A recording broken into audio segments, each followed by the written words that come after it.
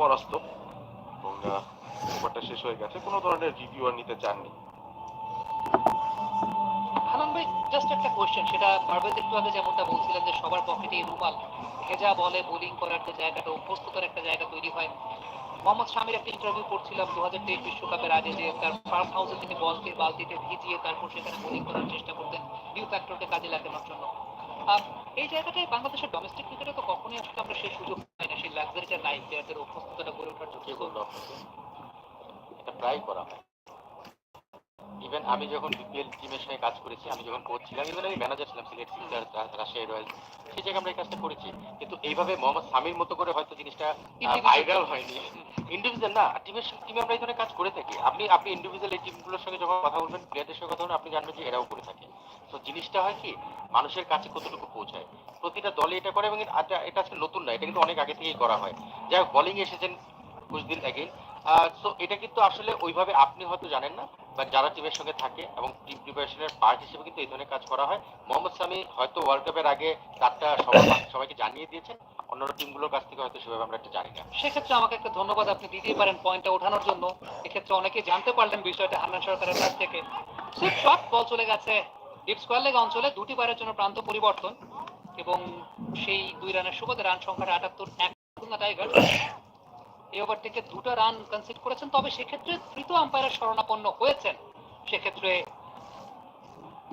On-field umpire দেখার বিষয় যে ক্লোজ কল কিনা, কারণ দৌড় দেখে মনে হচ্ছিল যে না, সেক্ষেত্রে ডিস্টেন্সটা কভার করে ফেলেছেন 2 ব্যাটার।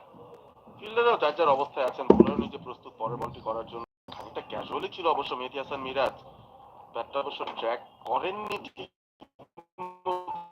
করেছেন, পাটা ফেলেছেন যখন সোহান বলটা ধরলেন, ধরার সময়ে ধরার আগে কি বেলটা পড়ে গেছে কিনা, সব একটা কন্টেনশনের ব্যাপার।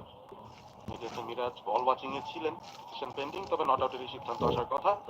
জ্যান স্ক্রিন তাই দেখাবে এবং মেহেদী হাসান মিরাজ স্ট্রাইকে থাকবেন পরবর্তী বলটার জন্য। খুশদিল শাহ তিনি চালিয়ে যাচ্ছেন বোলিংটা। মেহেদী হাসান মিরাজ ইতিমধ্যে 32-এ পৌঁছে গেছেন।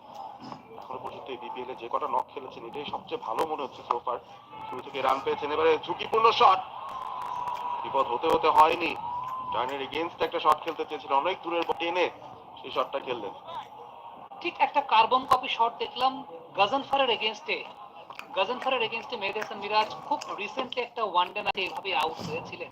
একটু টেনে দেয়া বল, একটু সামনের লেন্থের বল, সেটাকে স্লট সুইপ করতে গিয়ে ক্যাচটা দৌড়ে সেই জায়গাটায় আকিব জাভেদ রাখতে পারেননি, ব্যালেন্সটা রাখতে পারেননি, পুরোপুরি অফ ব্যালেন্সড হয়ে গিয়েছিলেন। তবে মেহেদী হাসান মিরাজ এই ধরনের অবশ্যই সুইপ শট আপনি করতে যাবেন, যেহেতু ফিল্ডিং প্লেসমেন্টের অবস্থানে সেই জায়গাটা গ্যাপও ছিল ডিপ স্কয়ার লেগ অঞ্চলে, তবে ব্যালেন্সটা প্রপারলি রাখতে হবে। নাইম শেখ রিভার্স সুইপ করেছেন, ফ্ল্যাট এক বাউন্সে বল সীমানার বাইরে। আরো 4টা রান নাইম শেখের খাতায়।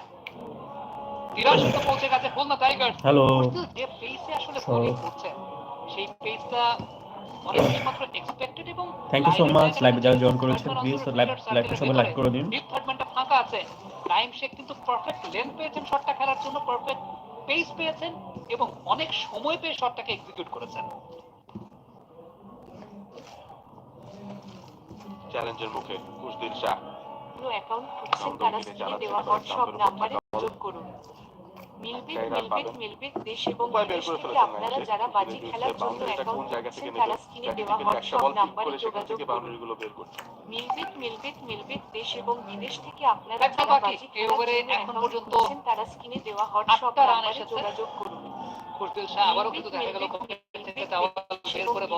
আপনারা যারা বাজি খেলার জন্য অ্যাকাউন্ট খুঁজছেন, তারা স্ক্রিনে দেওয়া হোয়াটসঅ্যাপ নাম্বারে যোগাযোগ করুন। গিয়ে সেক্ষেত্রে স্কোয়াড ড্রাইভ করেছেন কভার অঞ্চলে মিসফিল্ডিং, এবং সেই মিসফিল্ডিংটা আপনারা যারা সুবাদে ব্যাটাররা দুবারের জন্য প্রান্ত পরিবর্তন করেছেন। হোয়াটসঅ্যাপ নাম্বারে যোগাযোগ সোহান করুন। 3টা স্টাম্পে ফেলে দিয়েছেন, একদম একটা ধারে সোহান আপনারা যারা বাজি খেলার জন্য অ্যাকাউন্ট মানে খুঁজছেন, কিনা তারা প্ল্যান দেওয়া হোয়াটসঅ্যাপ নাম্বারে স্টাম্পটাকে যোগাযোগ ভেঙেছেন, করুন। মানে 3টা স্টাম্প একসঙ্গে আপলোড করেছেন। মিলবিট দেশ এবং বিদেশ থেকে একদম আপনারা খেয়াল করে যারা দেখেন, আম্পায়ার বাজি কিন্তু খেলার হেঁটে জন্য যাচ্ছেন, অ্যাকাউন্ট হয়তো খুঁজছেন, বলে তারা সোহান স্ক্রিনে তুমি দেওয়া হোয়াটসঅ্যাপ নাম্বারে 3টা যোগাযোগ স্টাম্প করুন। একবারে।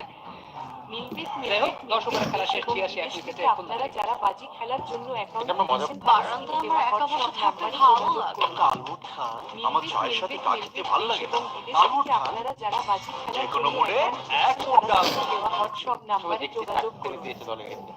সোহান মিলবিট তিনটে দেশ স্টাম্প এবং যখন বিদেশ ভেঙে থেকে দিয়েছে, আপনারা যারা বাজি আম্পায়ারকে খেলার তিনটে জন্য স্টাম্প অ্যাকাউন্ট লাগাতে কিন্তু খুঁজছেন, সময় তারা